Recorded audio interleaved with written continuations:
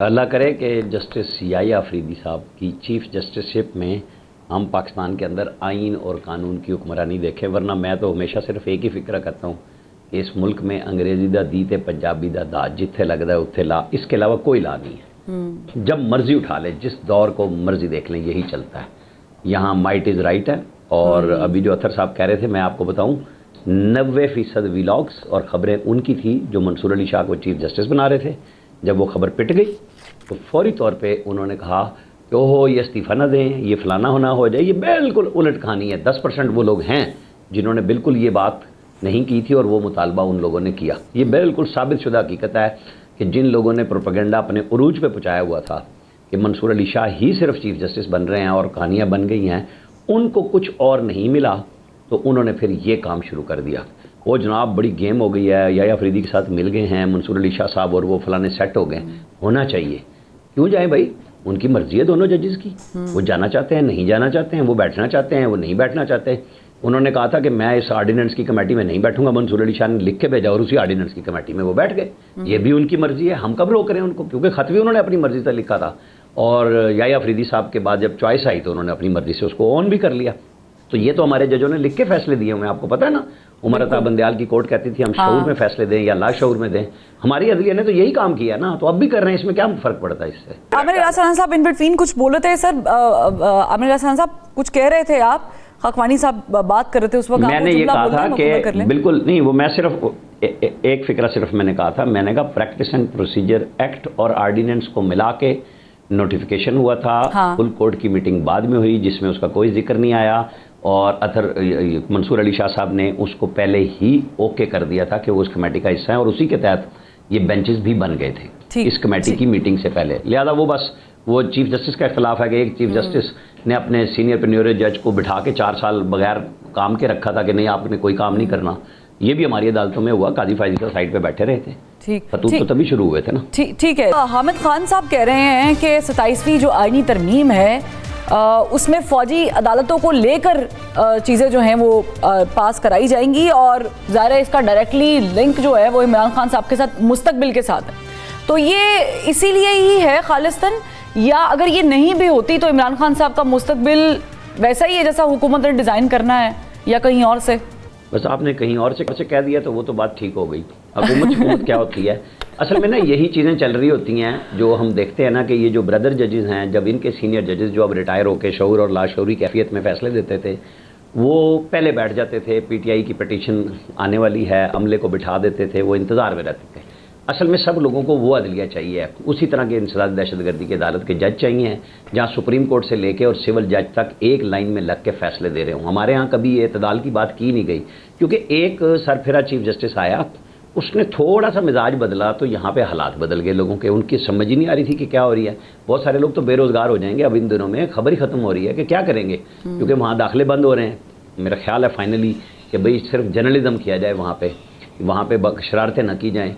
तो ये तो होना ही है। जो 27वीं तरमीम है ना, वो 26वीं तरमीम की अमल दरामद की अमली शक्ल होगी अगली, लेकिन वो नहीं आ रही, वो तैयारी है। मैं तो जिस दिन 26वीं आ रही थी मैं तब कह रहा था 27वीं पे काम शुरू हो चुका है।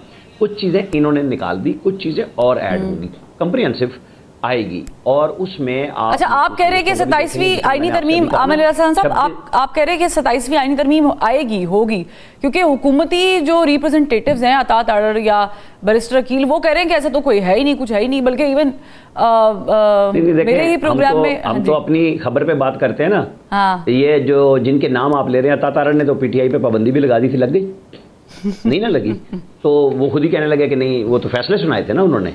वो यूं था जैसे पता नहीं बस अभी अगले घंटे में जो है ना काबीना की मीटिंग के बगैर सर्कुलेशन समरी से अप्रूवल लेंगे और सुप्रीम कोर्ट में रेफरेंस चला जाएगा। आपको याद है वो प्रेस कॉन्फ्रेंस कितनी धुआंधार थी कि ये जी हमने 1 2 3 4 5 फैसले किए हैं और ये होने लगे हैं, तो नहीं हुए। तो मैं तो अपनी खबर पर बात कर रहा हूँ कि जहाँ बातचीत हो रही है, जहाँ मुसवदा तैयार हो, क्योंकि आज खबर आई है ना कि जजों का वो जो पहले से प्राइवेट मेंबर बिल भी सरकारी ही पड़ा हुआ है मेंबर का, कि 17 से 23 करने जा रहे हैं, वो अब सरकारी बिल की सूरत में आ रही है। प्रैक्टिस एंड प्रोसीजर एक्ट में तरमीम आ रही है कि 3 की बजाय 5 जजों को करना है। ये साथ साथ आएंगे, लेकिन असल इशू ये है सुप्रीम जुडिशल कमीशन की तश्कील और उसके अंदर फैसले क्या वो इत्तफाक़ राय से होंगे या कसरत 28 होंगे। ठीक। ये दोनों चीज़ें डिटरमिन करेंगी कि आपने आगे चल के 27वीं तरमीम में क्या क्या करना है, चाहे वो फौजी अदालतें हैं या नहीं हैं, जो सुकम हैं नहीं हैं, वो सब चीज़ें अगले 10-15 दिन में खुल जाएंगी सामने, कोई चीज़ छुपेगी नहीं कि हाँ जी क्या डिज़ाइन होना है और किस तरह होना है। अभी ज़ाहिर है गवर्नमेंट चाहेगी कि कंसेंसस के साथ काम हो। अब वो सुप्रीम जुडिशल कमीशन में चीफ जस्टिस बैठे होंगे, बाकी जजेस होंगे, मेंबर्स होंगे, वो किस तरह जाते हैं। आपको याद है एक कमीशन वो भी था जिसमें आदम नज़ीर तारड़ ने कहा था, मुझसे जनरल बाजवा ने मांगे थे कुछ नाम, क्या था, उमर अता बंदयाल ने कहा था कि जजेस वो दे दें ताकि हम स्मूथली चला लेंगे, और मैंने वो दे दिया और आज तक वो गाली खा रहे हैं अपने हल्के में पूरे के पूरे में कि आपने ये जज दिए थे, ये नतीजा निकाला है कि वो क्या अक्सरियत बनाई है आपने। तो हमारे यहाँ कोई चीफ जस्टिस हो या कोई भी हो, वो क्यों जजों को मेरिट पे नहीं लाते, अपनी पर्ची पे क्यों लाते हैं? मेरा लेकिन यहाँ प्रॉब्लम ये भी है आमिर हसन साहब, पीएन नहीं भर्ती होने देते। हाँ। आप जजों को भर्ती करते हैं पसंद और नापसंद के चैम्बर्स पे, क्यों भाई? आप ऊपर से उतरे हैं, जब आप सबको इंसाफ फराम करने के लिए बैठे हैं तो अपने यहाँ सबसे पहले इंसाफ कायम कीजिए कि जजों को सिर्फ मेरिट पे लाएं। पसंद नापसंद का मेरिट तो सिर्फ यहाँ पर नहीं है ना, सिर्फ जजेस में या हमारी कोर्ट्स में नहीं है ना आमिर हसन साहब, आमिर खाकवानी साहब, हमारे तो पूरे सिस्टम के अंदर ये सराहियत कर गया है।